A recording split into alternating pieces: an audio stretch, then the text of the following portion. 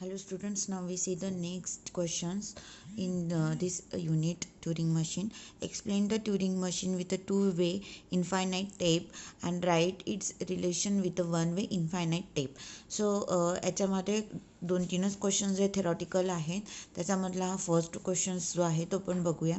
So two way infinite tape म्हणजे काय असते तर two way infinite tape Turing machine is similar to the one way infinite tape. Only the difference is that in two way infinite tape म्हणजे input tape जो आपण बघितला आहे आपल्या याच्यामध्ये जसं इनपुट टेप असतो, ठीक आहे, ट्युरिंग मशीनमध्ये जसं इनपुट टेप असतो आणि याच्यामध्ये मल्टिपल काय असतात, सेल्स असतात. Okay, so there is a multiple cells. So याच्यामध्ये वन ट्रॅक झाला इनपुट टेपमध्ये. सो टू वेमध्ये काय राहतील, याच्यामध्ये टू ट्रॅक्स राहील. ठीक आहे, only the difference is that in a two-way Turing machine there are two tracks in input tape. Input टेपमध्ये दोन ट्रॅक्स राहतील, त्याला आपण टू वे इन्फायनाईट टेप म्हटलेला आहे. So it is not a difficult to see that this restrictions does not affects the power of machines. म्हणजे आपल्या जे पण स्टँडर्ड मशीन आहे त्याच्या पॉवर्सला काहीच अफेक्ट करत नाही. त्याचा पॉवर याचा पॉवर सेमच राहील. टू वेचा आणि वन वेचा जो पॉवर आहे तो सेम राहील. There is no affect of power of machines. Okay, so in a two way म्हणजे आपण काय करत आहे, जी स्टँडर्ड ट्युरिंग मशीन आहे, जी आपली स्टँडर्ड ट्युरिंग मशीन आहे त्यालाच आपण सिम्युलेट करत आहे, त्यालाच आपण टू वेमध्ये कन्वर्ट करत आहे. Okay, so it's our standard मशीनचा टपल्स जो आपण बघितला आहे. So 7 tuples in our M. So same tuples are is present in M's. तर डिफरन्स कुठे येणार, ओनली इन डिफरन्स कुठे येतो, ते टपल्स जे आहे ट्युरिंग मशीन्समधले जेवढे पण व्हर्जन्स असतील, व्हेरिएशन्स असतील ते सेमच राहील. फक्त जास्तीत जास्त डिफरन्स येतं आपल्या डेल्टामध्ये. ओके, मॅपिंग फंक्शन ज्याला आपण म्हटलेलं आहे, ट्रान्झिशन फंक्शन ज्याला म्हटलं आहे, की कारण फंक्शनॅलिटी ही चेंज होईल, आपल्या ट्युरिंग मशीनची फंक्शनॅलिटी चेंज होईल. बाकी ओव्हरऑल हे ॲज इट इज सेम असतं. ठीक आहे, सो स्टँडर्ड मशीन जे आहे तो आपला एम असतो आणि त्याला आपण सिम्युलेट केलं in the form of M dash. ठीक आहे, so with a two way tape बनवून त्याला आपण टू वेच्या सहाय्याने सिम्युलेट केलेलं आहे. तर अशा वेळी काय असते, टू वेची डायग्राम असते. याच्यामध्ये दोन ट्रॅक्स असतात, ट्रॅक 1 आणि ट्रॅक 2. सो याला अपर आणि लोअर आपण म्हटलेलं आहे, upper track and lower track. So in a track 1 for the right part of our जी पण आपली स्टँडर्ड मशीन असेल त्याच्यामध्ये जो पण आपला रीड राईट हेड फिरतो ना, म्हणजे याला रीड करायसाठी काय असतो, एक रीड राईट हेड असतो. सो रीड राईट हेडच्या म्हणजे त्याच्या राईट हँड साईडला आणि त्याच्या लेफ्ट हँड साईडला, म्हणजे त्याला आपण रेफरन्स पॉईंटर म्हटलं, आणि रेफरन्स पॉईंटरच्या राईट हँड साईड मधला जो पोर्शन असतो तो अप्पर ट्रॅकमध्ये, त्याला म्हटलं अप्पर ट्रॅकमध्ये सेव्ह करणार. आणि जो पण लेफ्ट पोर्शन असेल रेफरन्स पॉईंटरच्या लेफ्ट हँड साईडचा जो पण पोर्शन असेल तो आपण लोअर पार्टमध्ये सेव्ह करणार आहे, स्टोअर करणार आहे. तर ते कशा वेनी करतात ते पण मी तुम्हाला सांगते. इन अ सिम्युलेटिंग मशीन, म्हणजे सिम्युलेटिंग मशीन मीन्स कुठली, two way machine. Okay, in simulating machine M dash the upper ones keep the information to the right of some reference point.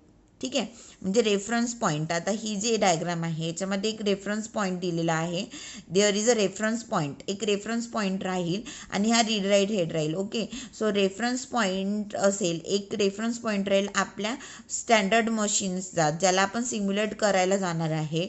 So standard मशीनचा जो reference point राहील त्याच्या left hand side आणि left hand side आणि right hand side. So there is a left hand side आणि here is a right hand side. So left hand साईडमधला जो पण पोर्शन असेल तो कुठे स्टोअर होणार, लोअर पार्टमध्ये, आणि राईट हँड साईडमधला जो पण पोर्शन असेल तो कुठे स्टोअर होणार, अप्पर पार्टमध्ये. ओके, सो रेफरन्स पॉईंटमधला जो राईट हँड साईडचा पोर्शन आहे, जसं याच्यामध्ये 0, सो 0 कुठे स्टोअर झाला, अप्परमध्ये. ठीक आहे, ही काय अप्पर आहे आणि हा काय लोअर आहे. ठीक आहे, अप्पर ट्रॅकमध्ये काय स्टोअर झाला, राईट हँड साईडमधला जो एलिमेंट आहे तो स्टोअर झाला, आणि लोअरमध्ये कोणता झाला, जो लेफ्ट हँड साईडमधला एलिमेंट आहे तो लोअरमध्ये स्टोअर होणार. If the reference point could be, for example जर रेफरन्स पॉईंट आपला the position of a read write head at the start of a computation. जर आपल्या रीड राईट हेडची पोझिशन जर स्टार्टिंगला असेल म्हणजे त्यांनी अजूनपर्यंत कुठलंच रीड नाही केलं, त्यांनी 1 आणि 0 रीड केलं, जर हे इथे असतं स्टार्टिंगला असतं, ठीक आहे, आणि आपला रेफरन्स पॉईंट पण कुठे असतं, स्टार्टिंगला असतं, ठीक आहे. सो याच्यामध्ये या सिच्युएशनमध्ये काय होते, जो पण लोअर, आता अप्परमध्ये तर येऊनच जाईल, अप्परमध्ये काय ना, जे पण रिमेनिंग पार्ट असेल राईट हँड साईडमधले, जसं 1 0 आहे, सो 1 0 हे सगळे याच्यामध्ये स्टोअर होणार, अप्परमध्ये स्टोअर होणार, जसं इथे 1 होणार, इथे 0 होणार, देन ब्ला ब्ला ब्ला, ठीक आहे, म्हणजे जेवढे एलिमेंट्स असतील ते स्टोअर होणार.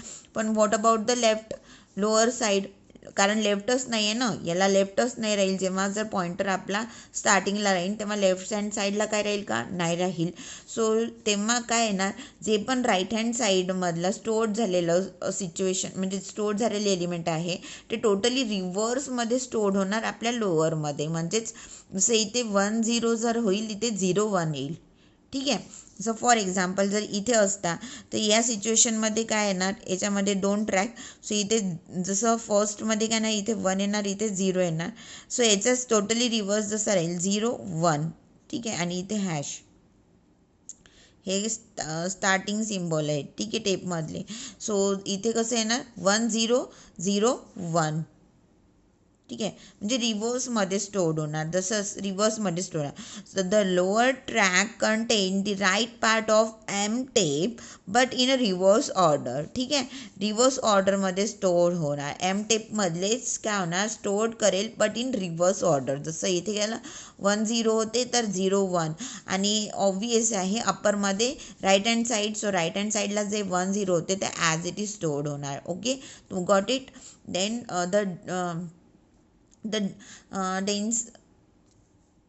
the distinctions can be made by the partitioning the standard state of जे पण आपण बघितले आहे स्टेट जे असतात, आपण स्टेटमध्ये ड्रॉ करतो ना ट्युरिंग मशीन किंवा ट्रान्झिशन, जे पण ट्रान्झिशन डायग्राम्स आहे. सो इथे जे स्टेट्स दिलेलं आहे, सो स्टेटला आपण पार्टिशनिंग करतो, स्टेट सेट, जो पण आपला सेट असेल, स्टेट्स असतील त्याच्यामध्ये, जसं याच्यामध्ये Q1 Q2 Q3 Q1 असे स्टेट्स लिहितो ना, तर हा काय झाला, एक सेट झाला. So state set of M dash to be 2 part, ठीक आहे, इंटू 2 पार्ट, आपण 2 पार्टमध्ये त्याला आपण काय करतो, पार्टिशन करतो आपल्या स्टेट्सला QU अँड QL, ठीक आहे. जे पण स्टेट्स आपल्याकडे असतील ते QU आणि QLमध्ये 2 पार्टमध्ये आपण त्याला डिवाइड करणार. QU कधी यूज करू आपण, QU is use Wien working on a upper track, जेव्हा आपण अप्पर ट्रॅकसोबत वर्क करू तेव्हा QU यूज करू, आणि QL केव्हा यूज करू, when we work with a lower track, lower ट्रॅकसोबत, जेव्हा लोअर ट्रॅकसोबत यूज करायचं असेल तेव्हा QL यूज करू, QU केव्हा यूज करू, जेव्हा अप्पर ट्रॅकसोबत वर्क करायचं असेल तेव्हा, ठीक आहे. सो आता रिलेशन कसं राहील, हे झालं आपलं स्टँडर्ड ट्युरिंग मशीन, आणि ही झाली आपली 2 वे ट्युरिंग मशीन. सो याला 1 वे मशीन म्हटलेला, 2 वे मशीन म्हटलेलं आहे. सो 1 वेमध्ये जे पण आपला डेल्टा आहे म्हणजे मॅपिंग फंक्शन आहे. सो इथे जसं QI आहे, QI म्हणजे स्टेट झाली, जे पण स्टेट असेल, आणि 0ला पॉईंट आउट करते 0. सो आपण 0ला रिप्लेस कशाने करतो, Q नेक्स्ट, म्हणजे जे पण नेक्स्ट स्टेट असेल ते replace with a 2 and left or right, ठीक आहे, it's move towards the left or right. हा काय झाला आपला रीड राईट हेड झाला, it is our read write head.